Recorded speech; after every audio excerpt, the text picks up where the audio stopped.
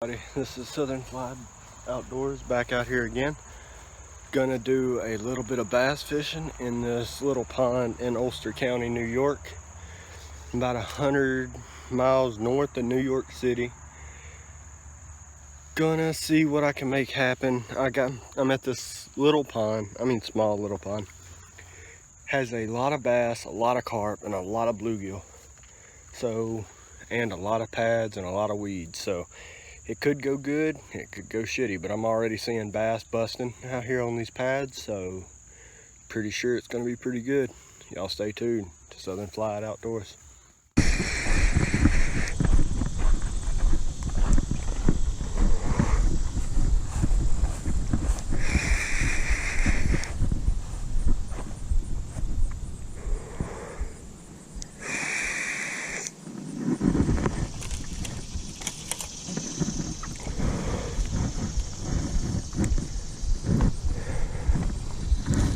I know what must be done.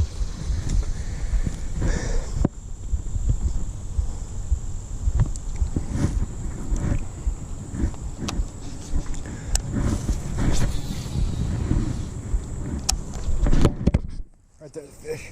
As soon as it hit the water. Right over against that log. Nice little bass. That's how they work. Just a little opportunistic, you know.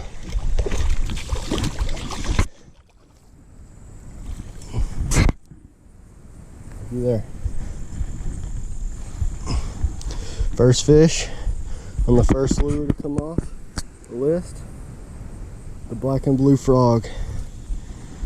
You gotta love it. As soon as it hit the water, I didn't have time to even twitch it or anything, and he was on it. Beautiful little bass. They get a lot bigger. I've caught them twice the size standing in the same exact spot.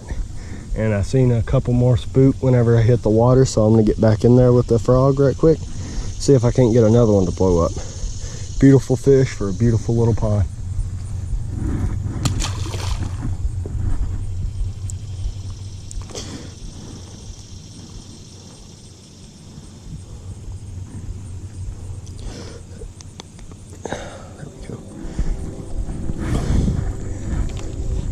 Still seeing water move over there.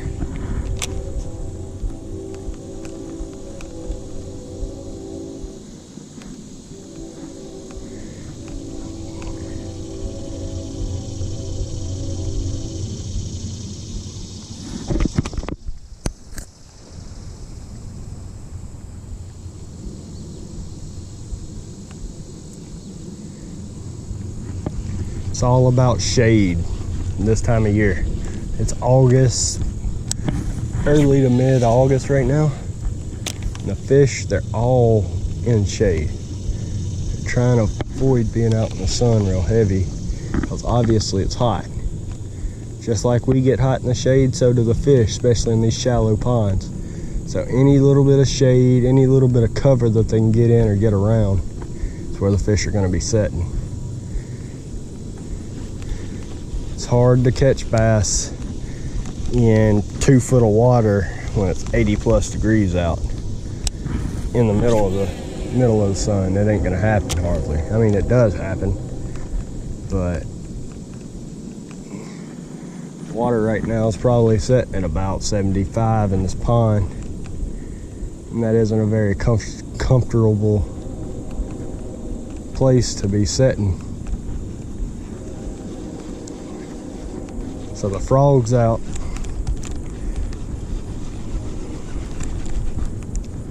It's good. See if I can get another one off of it.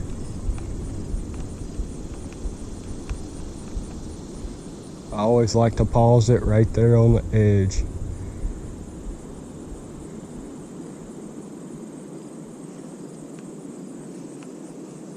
And drag it.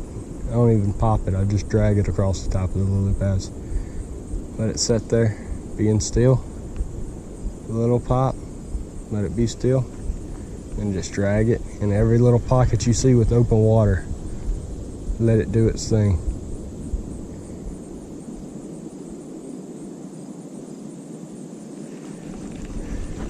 Now this is where it comes, it's imperative that you have braided line. Whenever you cast in places like this, out here in this middle of this weed bed right here, just a little pocket of clear water. No lily pads really, but it's surrounding it. So you want to have braid so you can get through that kind of stuff. Because mono will break, fluorocarbon will break. So you gotta have braid when you're fishing and stuff like that.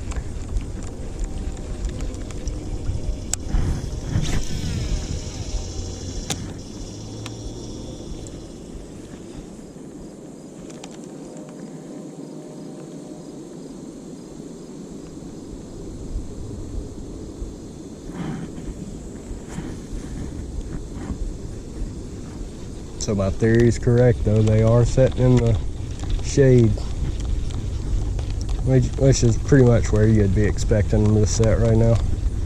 It's hot, sunny. That's where all the bait's gonna be too, along the banks in the shade. Trying to stay cool.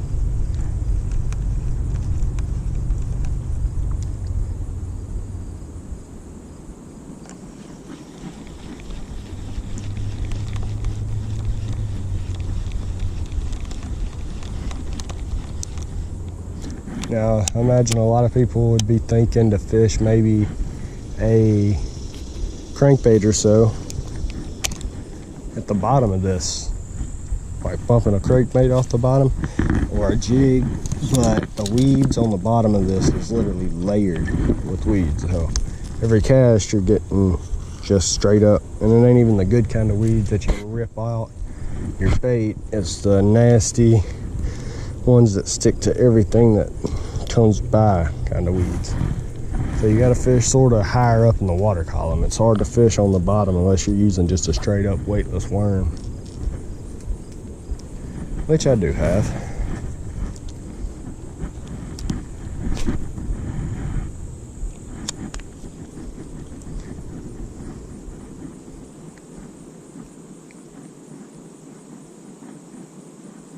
Okay guys, so it is been out here about an hour or so fishing in this little pond.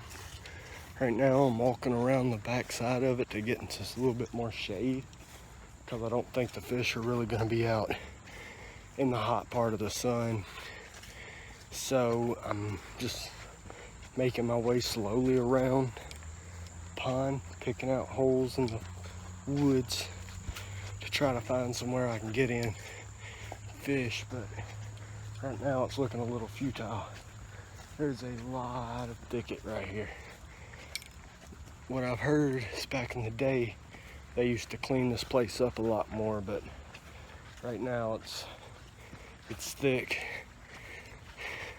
So far today I've only caught one little bass, which isn't great. So I'm gonna stick with it, see what I can make happen, and make sure to bring y'all along with me. Oh, and if I don't do any good here, like I said, I caught that one little largemouth that I got caught on my GoPro. If I can't catch anything good here, I will go to a smallmouth spot that I know of on a creek around here that I know. See, maybe I can do a little bit better there.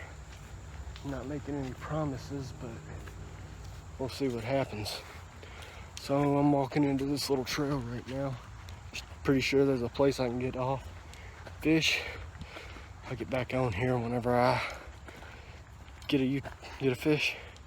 Get you guys a fishes. Okay, so I made it down to the next fishing spot. Working my way down this really steep hill here. Just right now getting down to the water. I got here about 3 minutes ago or so.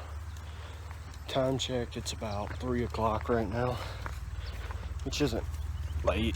I got plenty of time. Water seems to be about right for the smallmouth. Now let me show you what I'm dealing with here. You got a good chance they're gonna hit it. I've been having all these rain clouds coming up on us so much lately. Scared tomorrow is going to come a thunderstorm. And if y'all don't know, I do construction, so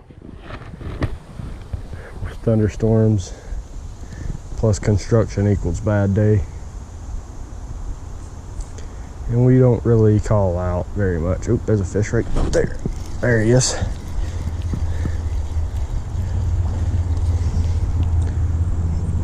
Look at that little fart with that Senko in his mouth like he has it.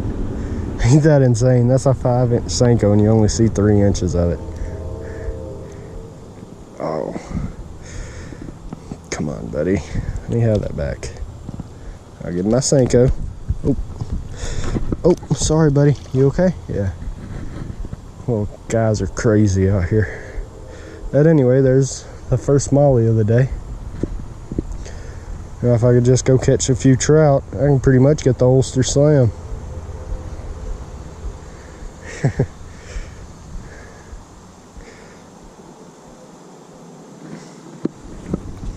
Trout and pickerel, pike.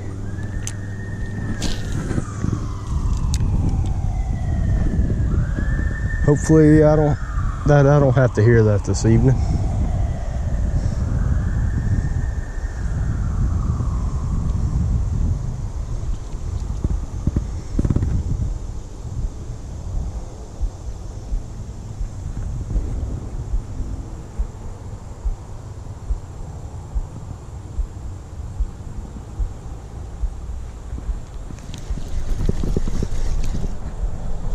It's a little bit bigger one.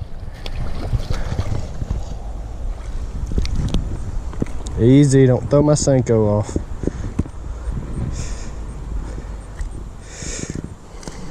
Oh, be easy, buddy. Easy.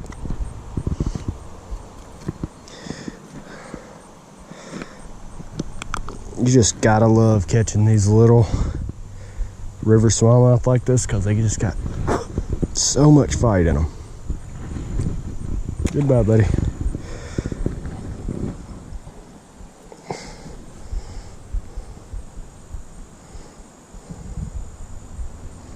And as you can tell, what I'm fishing, literally, I'm just right under a bridge, pretty much.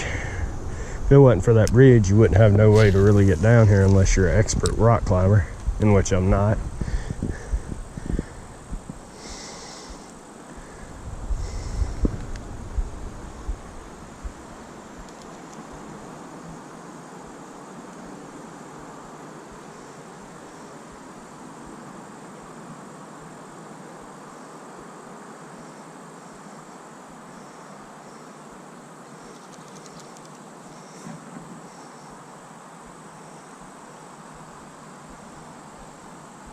GoPro, stop recording. Okay, well guys, I'm just finishing editing up this real crappy video, if I do say so myself. I'm still learning the whole editing thing and all that, so you gotta forgive me for how it looks. But I did catch a few fish for y'all. I hope you enjoy it. I know I'm just starting out. I'm gonna try to get as good as I possibly can at this, and I appreciate the view.